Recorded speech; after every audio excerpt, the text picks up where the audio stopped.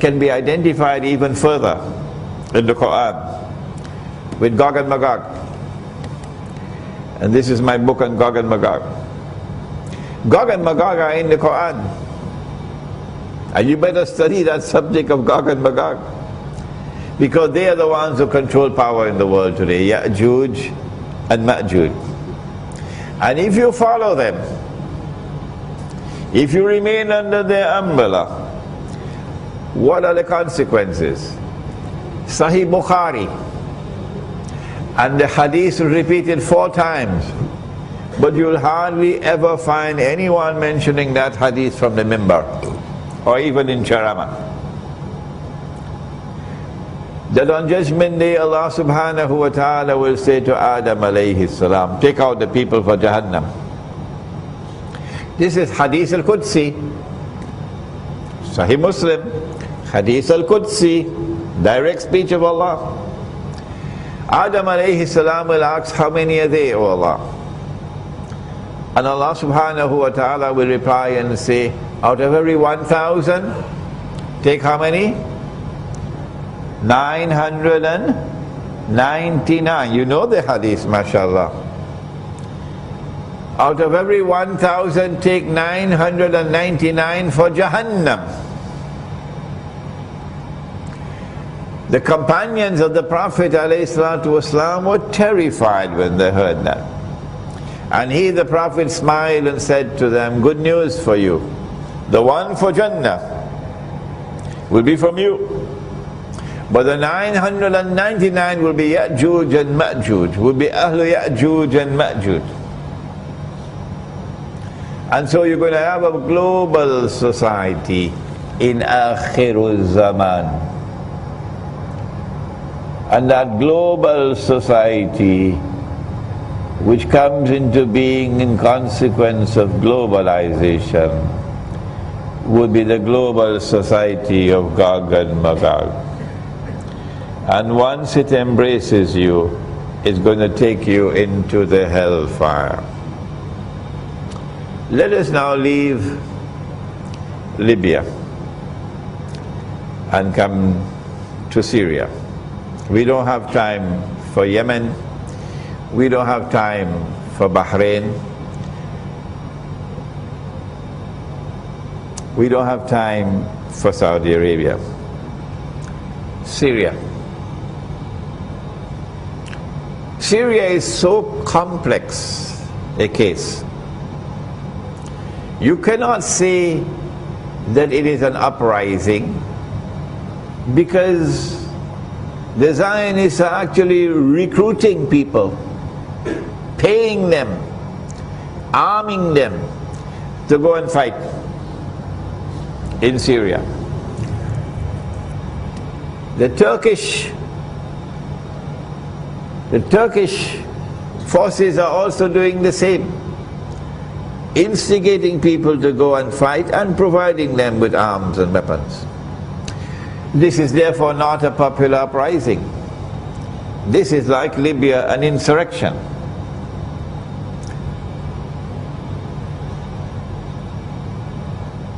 But Syria also has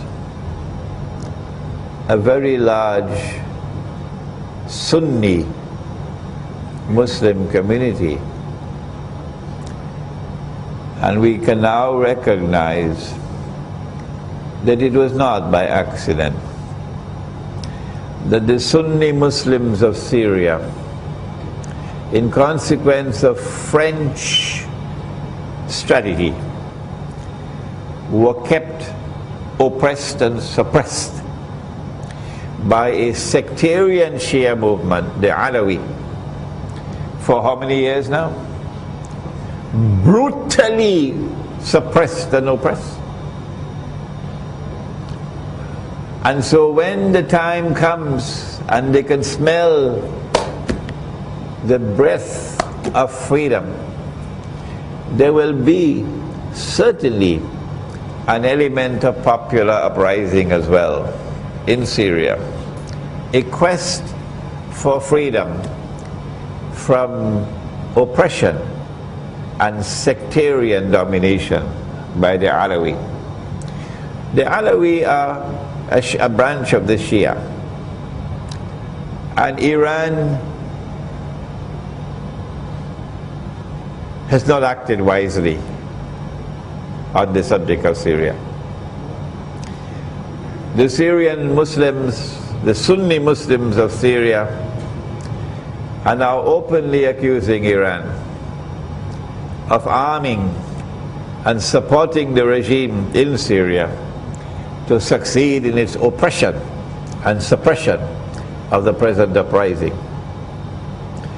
As a consequence, we can easily anticipate that if these uprisings in Syria were to succeed, and the majority Sunni Muslims were to replace the present regime, that is Alawi, there are going to be significant negative repercussions for Iran. The Zionists are not unaware of that. Their objective is to isolate Iran, and they want to take away a very important strategic partner of Iran, namely Syria. It would have been more sensible of Iran to publicly advise the sectarian Shia Syrian regime that you need to share power with the Sunni Muslims, who are our brothers in faith and who have been long suppressed and oppressed. And it would have been very wise, it would have been excellent diplomacy on the part of Iran to intervene and to support the cause of justice in Syria. And in so doing, the Syrian Sunni Muslims would not have fallen, as they are falling unfortunately, into the same NATO trap. There are implications in Syria. I don't know whether the insurrection will succeed. Russia and China have just vetoed. It didn't come to the Security Council, it was vetoed before it came to the Council. A similar resolution as they had on Libya. So with the Russian and China, the vote was 9 against 2. With the Russian and Chinese veto, it means that there is no possibility for NATO to intervene militarily.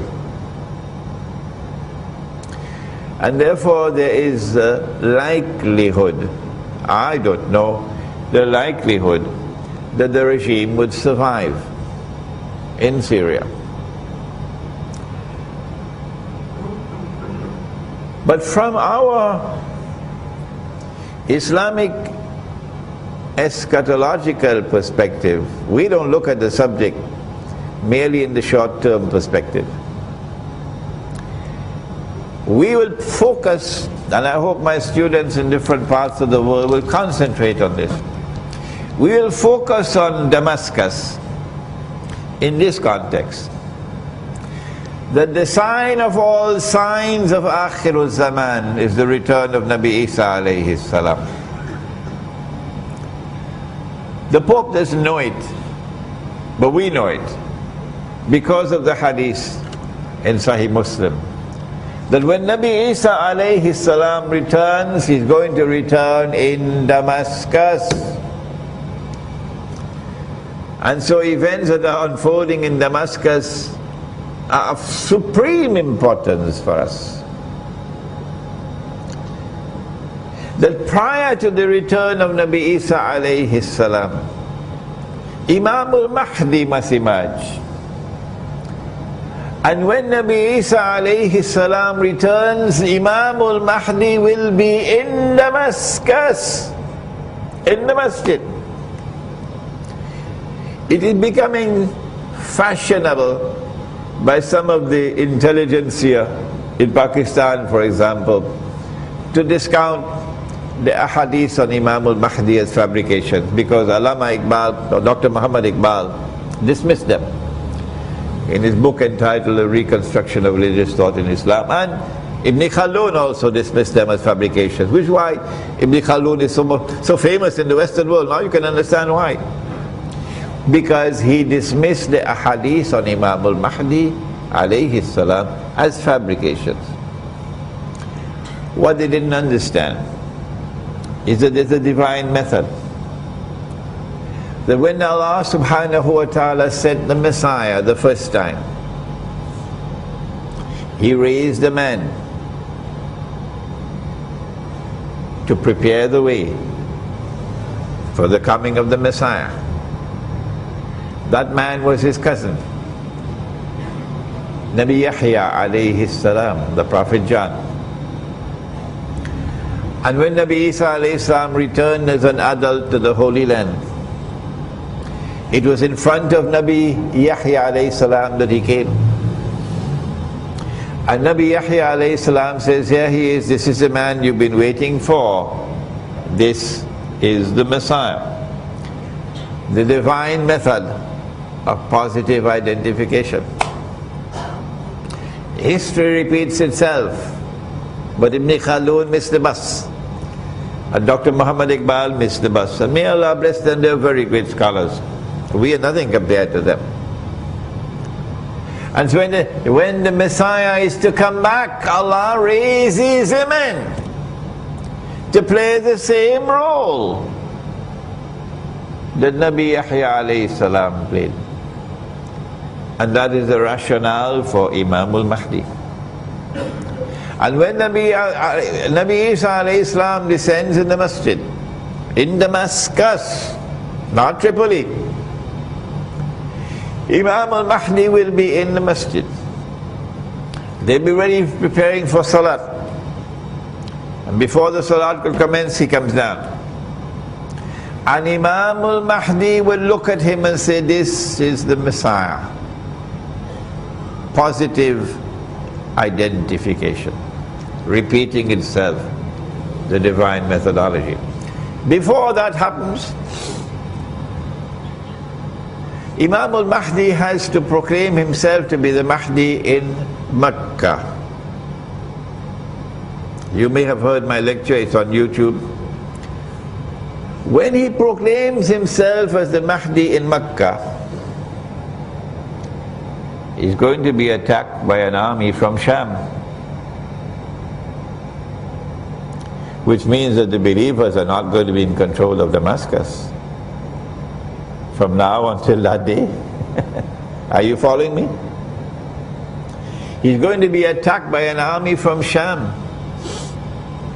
Damascus today is not only ruled by a sectarian Shia movement that is oppressing the majority Sunni Muslims, brutal suppression, but also Damascus today is the supreme voice in the Arab world of Arab nationalism, taking over from Baghdad. Arab nationalism is a rival to Islam. And so an army is going to come out of Sham to attack Imam al-Mahdi. And when that army crosses Medina, going south to Mecca, the earth will open and swallow that army. This is the third of the three khusuf. 10 major signs of the last day. Number 1, Dajjal. Number 2, Gog and Magog. Number 3, the return of the son of Mary. Number 4, Dukhan. Number 5, Dabbatul Ard. Number 6, that the sun will rise from the west. Number 7, 8 and 9, 3 earthquakes. But these are earthquakes in which the earth sinks down. So they're called khusuf. One in the east, one in the west, and the third in Arabia, not Tamansuri, UK, Arabia. And when this takes place, that army is going to be swallowed. This is sign number 9. And number 10 is that the fire will come out of Yemen.